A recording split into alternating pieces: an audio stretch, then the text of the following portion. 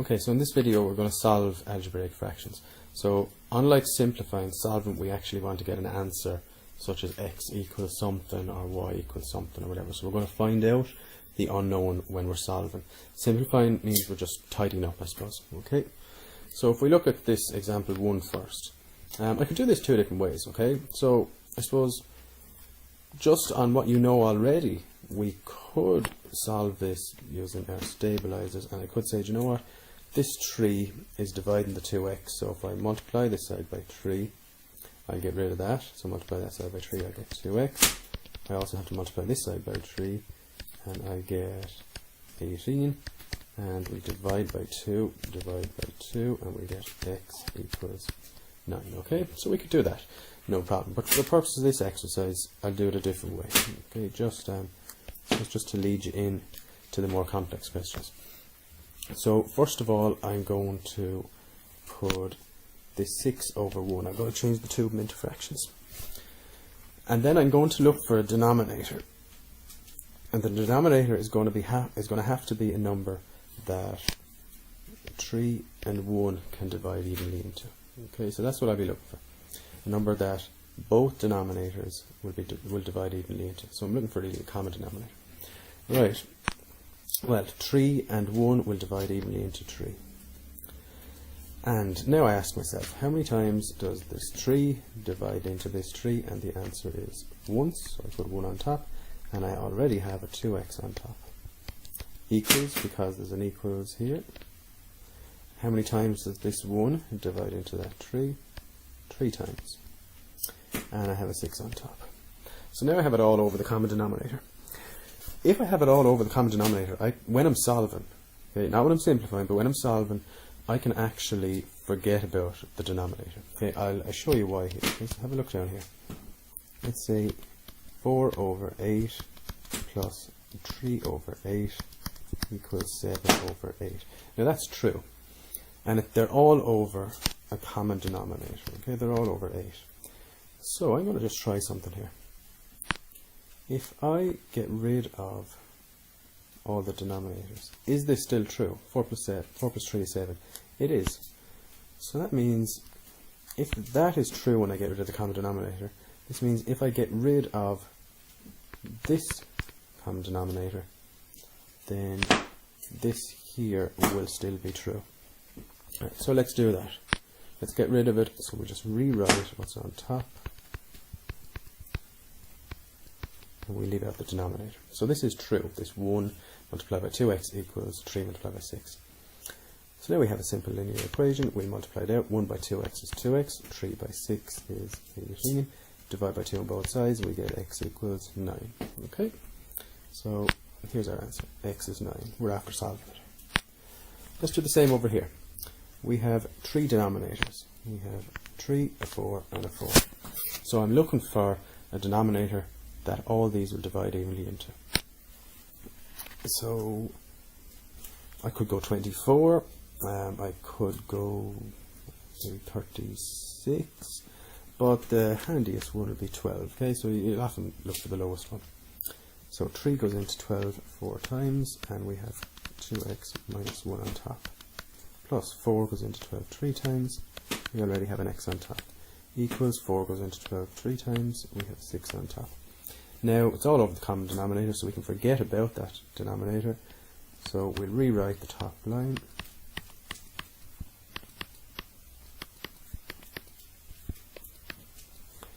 Multiply it out. 8x minus 4 plus 3x equals 18. These are stabilizers. I am going to get rid of the, well, I simplified first, so we have 8x and 3x is 11x minus 4 equals 18. We'll add 4 to this side to get rid of the minus 4. Must add 4 to this side. 11x equals 22. Divide by 2. Divide by 2. Sorry. We divide by 2. Divide by 11. Divide by 11. And we will get x equals 2. So there's our answer. Okay, so we'll go one more. This one slightly different, but same concept. So we have 5 over x plus 3 minus 1 over x equals 1 over 2, and we want to solve that. Okay, so lastly we're going to solve this. Okay, this is a little bit different because we have our x's as the denominators, but we still follow the same logic. We get a common denominator. Now what does this, this and this divide evenly into? It'd be hard enough to get a number that they all divide into. However, if I just rewrite the three of them and multiply them by each other. Now, well, it's obvious then that x plus 3 divides into this. Okay, how many times does it divide into it? Well, x multiplied by 2 times. Okay, we'll show you why that is. Let's say I had 2 over 4 equals x over 8. Okay, now let's say, well actually we'll go different, we'll go x over 6. Right, now if I'm looking for a number that both of 4 and 6 divide evenly into, I can say 24. Okay, and then I can say there's a 2 on top, and 4 into 24 goes 6 times, equals, there's an x on top, 6 into 24 goes 4 times. So I could do that. Or, instead of writing the 24, I could just write 4 multiplied by 6. It's just a different way of writing 24. And now I can ask myself, how many times does this 4 divide into this? Well, 6 times. There's already a 2 on top. And how many times does this 6 divide into this? 4 times, and there's already an x on top. Okay, so just like this, I'm going to do similar over here. Now, how many times does x plus 3 divide into this? Well, it divides into it this many times. X multiplied by 2 times, and we already have a 5 on top. We already have a 1 on top, and now, how many times does this x divide into this? Well, it divides in x plus 3 multiplied by 2 times. And lastly, how many times does this 2 divide into this? We already have a 1 on top, and we have x plus 3 multiplied by x times. They're all over the common denominator, so I can forget about the common denominator now. So we have just concentrate on the top line.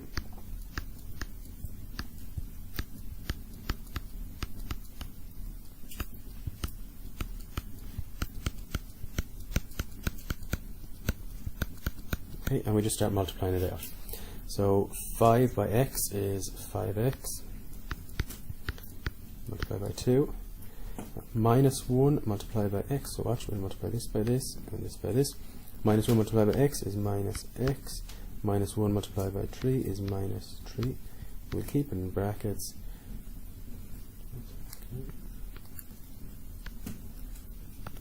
We'll keep it in brackets. We put a plus there, okay, because we're already after dealing with this minus. And we have the 2 outside the bracket. Equals, we'll multiply this by 1, we get x plus 3 over and x. Okay, not finished yet. 5x by 2, 10x. Now we're going to multiply this 2 by here. We get minus 2x minus 6 equals, we multiply the x by both. We get x squared plus 3x. Let's start simplifying it. We would have 8x minus 6 equals x squared plus 3x.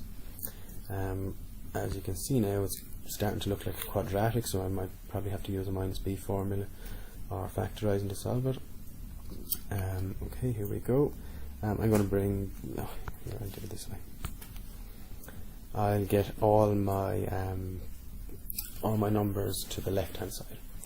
So I'll take 8x from here. I'll have to take 8x from here. So I'll be left with minus 6 equals x squared plus 3x minus 8x. I'll add 6 to here to get rid of the 6. I'll add 6 to here. I'll be left with x squared plus 3x minus 8x plus 6. Simplifying this quadratic, we have 0 equals x squared minus 5x plus 6. And I just want to switch it around, because we're kind of more used to looking at it like that. I want to find out what x is. So, and numbers that multiply together to give us 6 and add together to give us 5. That will have to be a 3 and a 2 minus and a minus, what equals 0.